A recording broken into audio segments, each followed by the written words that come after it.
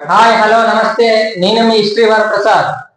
ఉభయ తెలుగు రాష్ట్రాల్లో డిఎస్సి కోసం ప్రిపేర్ అవుతున్న అభ్యర్థుల కోసం అవగాహన ఇవ్వడానికి మన బయాలజీ ఫ్యాకల్టీ అయినటువంటి తిరుపతిరావు గారు మీకు ఆ డిఎస్సి ఎగ్జామ్ ఎలా అటెంప్ట్ చేయాలో దానికి సంబంధించి మేలుకోలు చెప్పడానికి మీ ముందుకు వచ్చారు.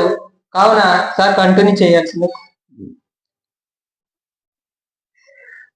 సో అందరికీ డిఎస్సికి ప్రిపేర్ అవుతున్న మన ఎస్పెషల్లీ ఆంధ్రప్రదేశ్ అండ్ తెలంగాణ, ఏపీకి సంబంధించి అయితే మాత్రం డిఎస్సి ఎగ్జామ్ అంటే మనకి తెలిసిన సమాచారం అయితే మీకు తెలుసు. డిఎస్సి ఇన్ఫర్మేషన్ ప్రకారం మనకి 4 లేదా 5 నెలల్లో డిఎస్సి ఎగ్జామ్ జరగవచ్చు. ఇప్పుడు రీసెంట్గా అయితే తెలంగాణలో అయితే మాత్రం టెట్ ఎగ్జామ్ అయినాక డిఎస్సి ఎగ్జామ్ అనేది ఉంటుంది. ఫస్ట్ మన ఆంధ్రప్రదేశ్కి సంబంధించండి, మన ఏపీడిఎస్సికి సంబంధించి ఎస్పెషల్లీ ఫస్ట్ మనం ఎస్జిటి గురించి మాట్లాడదాం. మన ఆంధ్రప్రదేశ్కి సంబంధించి ఎస్జిటికి సంబంధించి మాట్లాడదాం. ఆల్రెడీ మనం చూస్తున్నామండి చాలా మందిని ప్రెసెంట్ ఏంటి సార్ అంటే ఈ ఎస్జిటికి సంబంధించి మనం ఆల్రెడీ ప్రిపేర్ అవుతున్నటువంటి పిల్లలు చాలా మంది కొన్ని డౌట్స్ ఆల్రెడీ కొన్ని మన యూట్యూబ్ ఛానల్స్ లో కూడా చూస్తున్నారు. సరే ఏంటి ఎగ్జామ్ అనేది మన న్యూస్ పేపర్స్ లో చూస్తున్నాం, ఎగ్జామ్ లేట్ అవుతుందా ఏంటి అనే చాలా రకాలుగా మనకి స్టూడెంట్స్ కూడా చాలా మంది సార్ ఎగ్జామ్ లేట్ అవుద్దా ఏంటి అని అడుగుతున్నారు. దీనికి ఒక చిన్న క్లారిటీ అంటే మనకి పేపర్లో ఉన్న సమాచారం మేరకు, న్యూస్ పేపర్లో ఇచ్చిన సమాచారం మేరకు మీకు కొంచెం క్లారిటీ ఇద్దామనే ఉద్దేశంతో ఇవాళ నేను మీ ముందుకు రావడం జరిగింది. Biology Tirupati Rao sir.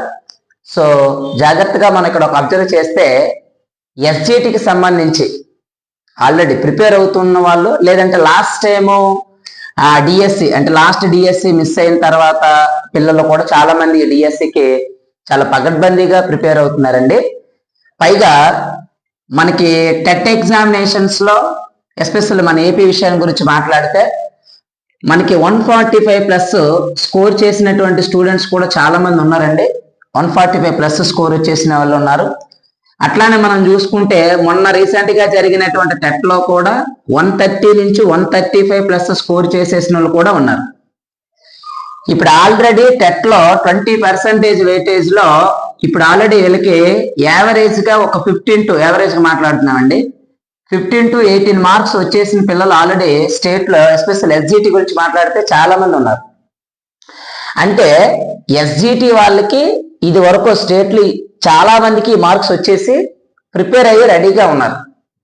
వాళ్ళు ఇప్పుడు ఏంటంటే ఎస్జిటి ఎగ్జాము ఎర్లీగా వీలైనంత వరకు ఎర్లీగా జరిగితే బాగుంటుందని వాళ్ళు ఆలోచిస్తున్నారు.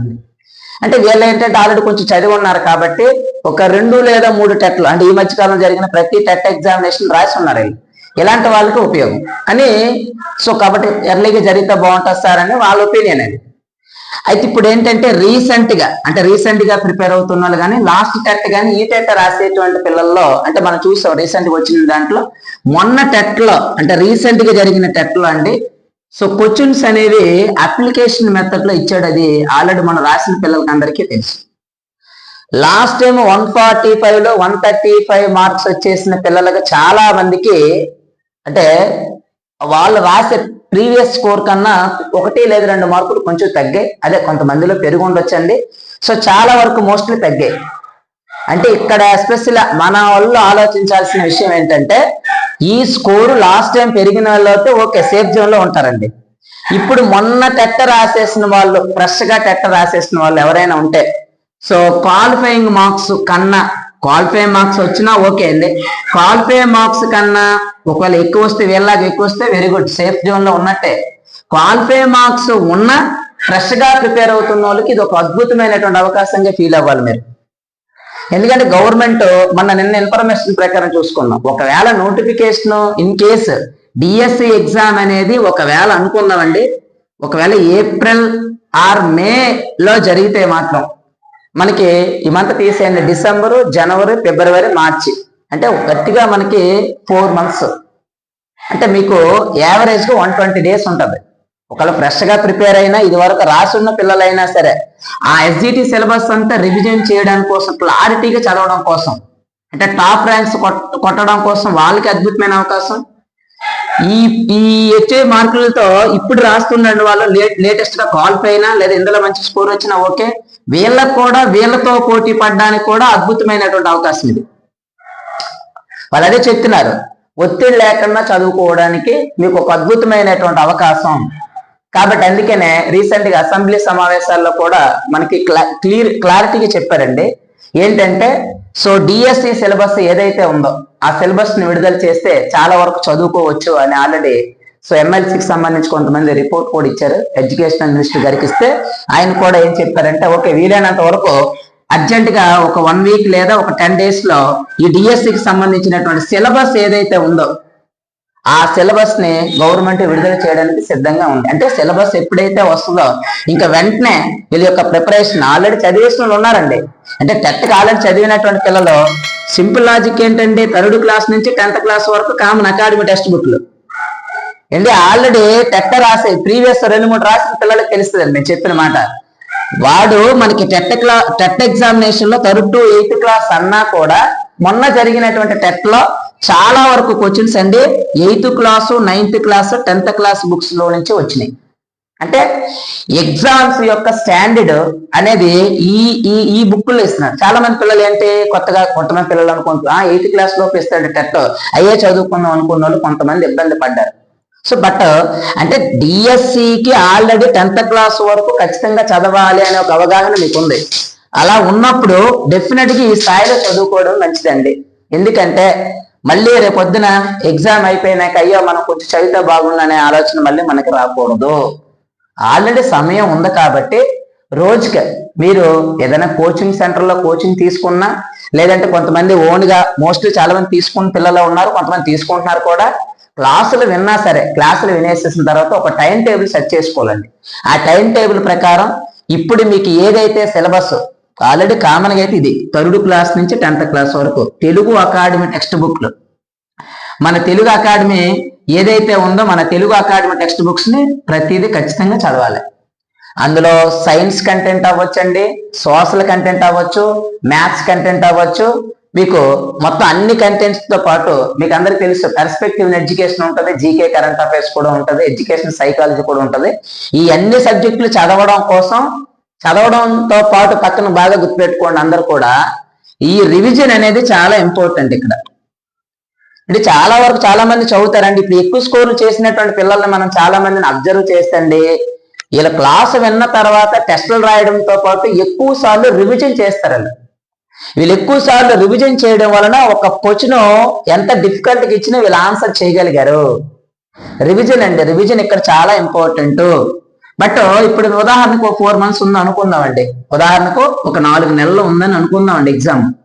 ఇందులో ఒకవేళ ఇప్పుడు మీరు 2 లేదా ఒక 3 నెలలకి ఒకవేళ ఇప్పుడు స్టార్ట్ చేసిన లేకపోతే చదివిసిన పిల్లలైనా ఓకే 2 లేదా 3 నెలలకు ఒకసారి మొత్తం అంతా ఓవరాల్ గా చదివిసిన మళ్ళీ చివరి 1 month కూడా మళ్ళీ దాన్ని రివిజన్ ప్లాన్ చేసుకోవాలి. వీలైతే ఎన్ని రివిజన్స్ అయితే అన్ని రివిజన్స్ చేయాలి.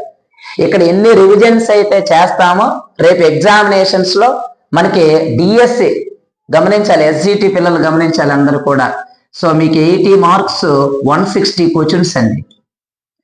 వాస్తవానికి బాగా ప్రిపేర్ అయితేనే 160 క్వశ్చన్స్ ని అటెంప్ట్ చేయగలరు. ఎందుకు చెప్తానంటే టెట్ మాదిరిగా డైరెక్ట్ క్వశ్చన్స్ రావు. ఆల్రెడీ ఇప్పుడు నేను చెప్పిన విషయం మీకు మొన్న టెట్ ఎగ్జామ్ రాసిన ప్రతి ఒక్కరికి ఆల్రెడీ ఒక అవగాహన వచ్చి ఉంటుందని నేను అనుకుంటున్నానండి. సార్ అయితే ఇప్పుడు ఈ 160 క్వశ్చన్స్ మీకు తెలుసు కదండి, ప్రతి బిట్కి 1/2 mark ఉంటుంది. అన్నిట్లో టైం అడ్జస్ట్ చేసుకోవాలి. అక్కడ మ్యాథ్స్ అవ్వచ్చు, బయాలజీ కానీ, ఫిజిక్స్, కెమిస్ట్రీ కానీ, సోషల్ కంటెంట్ ఎన్నికి సంబంధించి అన్ని కూడా మనం ఈ టైంని మేనేజ్ చేసుకోవాలంటే మోస్ట్లీ టైం రివిజన్ చేయాలి. అకాడమీ టెక్స్ట్ బుక్స్ ని బాగా చదవాల్సి ఉంటుందండి.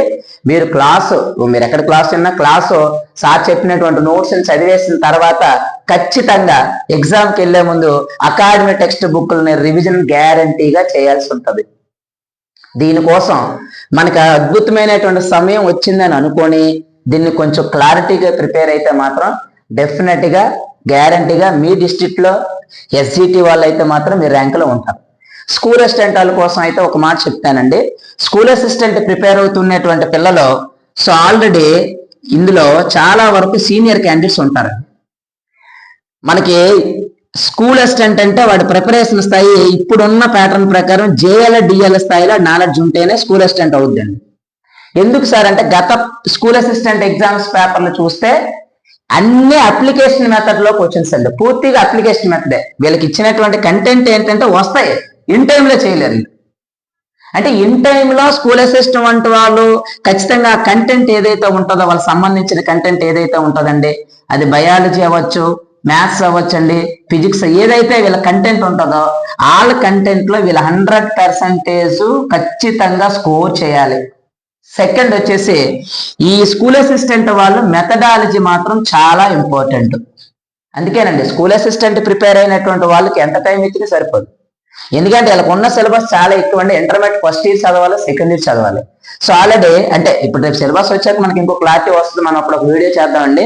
బట్ వచ్చేసి ఇక్కడ 100% అంటే ఏంటి సార్, ఇంటర్మీడియట్ అది ఇచ్చేసి లాస్ట్ టైం టెక్స్ట్ బుక్లు ఇచ్చేస్తారు డైరెక్ట్ గా ఫస్ట్ ఇయర్ సెకండ్ ఇయర్. ఉదాహరణకు బయాలజీ వాళ్ళు ఉందండి, ఫస్ట్ ఇయర్ జువాలజీ చదవాలి, సెకండ్ ఇయర్ జువాలజీ చదవాలి. ఏంటి ఫస్ట్ ఇయర్ బాటనీ చదవాలి, సెకండ్ ఇయర్ బాటనీ, అంటే 4 టెక్స్ట్ బుక్లు ప్లస్ మళ్ళీ ఇక్కడ 6th class, 7th, 8th, 9th, 10th. But ఏంటంటే మోస్ట్లీ ఉదాహరణ సింపుల్ గా మీకు చెప్తాను అర్థం అవ్వాలని, బయాలజీ పిల్లలకి 10th క్లాస్ లో అంతా కూడా మనకి హ్యూమన్ ఫిజియాలజీ ఉంటుంది, దీని రిలేటెడ్ ఇంటర్మీడియట్ సెకండ్ ఇయర్ జువాలజీలో ఉంటుంది. అది కొంచెం అలాంటి వాటిలో ఫోకస్ పెట్టాలి. అంటే నెక్స్ట్ వచ్చేసరికి మనం ఏం చేద్దామంటే అంటే వీళ్ళ ప్రిపరేషన్ సంబంధించి అంటే ఎలా చదివితే బెటర్, ప్రీవియస్ పేపర్స్ లో క్వశ్చన్స్ ఎలా వచ్చాయి, ఏ స్థాయిలో చదివితే బెటర్ అని మనం వాళ్ళ కోసం జనరల్ గా ఒక వీడియో కూడా చేద్దామండి. బట్ అంటే చాలా మంది పిల్లలు అంటే ఈ లేట్ అవుతుంది, ఆలస్యం, ఇలా దయచేసి ఇవి పట్టించుకోకుండా ఎవరైతే ఈ 3 లేదా 4 నెలల్లో ఈ సంబంధించినటువంటి సిలబస్ మన 3rd క్లాస్ 10th క్లాస్ మనకు తెలుసు, వీళ్ళకేమో 6th క్లాస్ నుంచి ఇంటర్మీడియట్ అని కూడా వీళ్ళకి తెలుసు. ఆ కంటెంట్లు మీరు ఈ లోపు క్లారిటీగా చదువుకుంటే నోటిఫికేషన్ ఇచ్చేసిన తర్వాత రివిజన్ల మీద ఫోకస్ పెట్టండి. అప్పుడు ఇప్పుడు కూడా డైలీ కామన్ గా టెస్టులు రాస్తూ ఉండాలి. అవన్నీ రాసుకొని ఎవరైతే ప్లాన్డ్ గా ఉంటారో వాళ్ళు ఖచ్చితంగా వాళ్ళ జిల్లాలో టాప్ ర్యాంక్స్ లో ఉండడానికి అవకాశం ఉంటుంది. సో కాబట్టి దయచేసి ఈ విషయాన్ని మాత్రం జాగ్రత్తగా చూడండి. ఎస్జిటి పిల్లలైతే మాత్రం 3rd క్లాస్ నుంచి 10th క్లాస్ వరకు అకాడమిక్ టెక్స్ట్ బుక్స్ అంటే మీ సార్ చెప్పినటువంటి క్లాస్ వినేసి నోట్స్ చేసుకున్నాక కూడా ఒకసారి చూసుకోండి. 2 లేదా 3 సార్లు లీస్ట్ రివిజన్ అండి నేను చెప్పింది, ఇంకా ఎక్కువ సార్లు చేస్తే చాలా మంచిది. లేదా ఈ స్కూల్ అసిస్టెంట్ వాళ్ళకి వచ్చేసరికి కంటెంట్ మీద, మెథడాలజీ మీద బాగా దృష్టి పెట్టాలి. అలానే మిగతా సబ్జెక్టుల్ని కామన్ గా చదువుకుంటూ ఉండాలి డైలీ. అలా ఎవరైతే చదువుతారో గ్యారంటీగా వాళ్ళు అనుకున్నటువంటి ర్యాంక్ ని డెఫినెట్ గా సాధించడానికి అవకాశం ఉంది. ఓకేనండి. సో కాబట్టి ఎప్పుడు ఎగ్జామ్ పెట్టినా కూడా మీరందరూ కూడా సిద్ధంగా ఉండండి. సో మాక్సిమం టైం గవర్నమెంట్ ఏ టైంలోనే అనౌన్స్ చేయొచ్చు. సో కాబట్టి ఏంటంటే కొంచెం అశ్రద్ధ అంటే నా ఒపీనియన్ అండి, అశ్రద్ధగా లేకుండా కొంచెం చదువుకోవడం బెటర్ అని నా ఒపీనియన్. ఓకేనండి, బాగా చదవండి. సో వరప్రసాద్ అని సార్ మా కొలీగ్ అండి. సో ఆల్రెడీ ఒక కాలేజెస్ లో కూడా సార్ వర్క్ చేస్తున్నారు. మన 2 తెలుగు రాష్ట్రాల్లో ఆల్రెడీ అంటే గ్రూప్స్ ప్రిపేర్ అవుతున్న వాళ్ళకి ఎస్పెషల్లీ మాట్లాడుతానండి, లేదా ఎస్ఐ కానిస్టేబుల్స్ కానీ, రైల్వే కానీ, హిస్టరీకి సంబంధించి సార్ ప్రజెంట్ ఈ యూట్యూబ్ ఛానల్లోనే క్లాసులు కొన్ని స్టార్ట్ చేశారు. గ్రూప్ 2కి సంబంధించి ఎస్పెషల్లీ ఇప్పుడు ఆంధ్రప్రదేశ్ గ్రూప్ 2కి సంబంధించి కమింగ్ మీకు ఏపీ హిస్టరీకి సంబంధించి కూడా క్లాసులు ప్రజెంట్ చెప్తారండి. వాటికి సంబంధించి కూడా ఉపయోగించుకోండి. అలాగే మనకి జనరల్ స్టడీస్ పేపర్లో మనకి మోడర్న్ హిస్టరీ ఎస్పెషల్లీ ఎక్కువ ఫోకస్ దాని మీద ఉంటుంది. వాటికి సంబంధించిన కాన్సెప్ట్లు కూడా సార్ చెప్తున్నారు. సో ఆ వీడియోస్ ఒకసారి చూసి మీకు ఉపయోగపడతాయి. మీ ఫ్రెండ్స్కి ఎవరైనా ఉపయోగపడితే ఆ వీడియోని కూడా షేర్ చేయండి. సో మ్యాక్సిమం ప్రతి ఒక్కరూ ఉపయోగించుకుంటారని సో ఆశిస్తున్నానండి. Thank you so much. Thank you.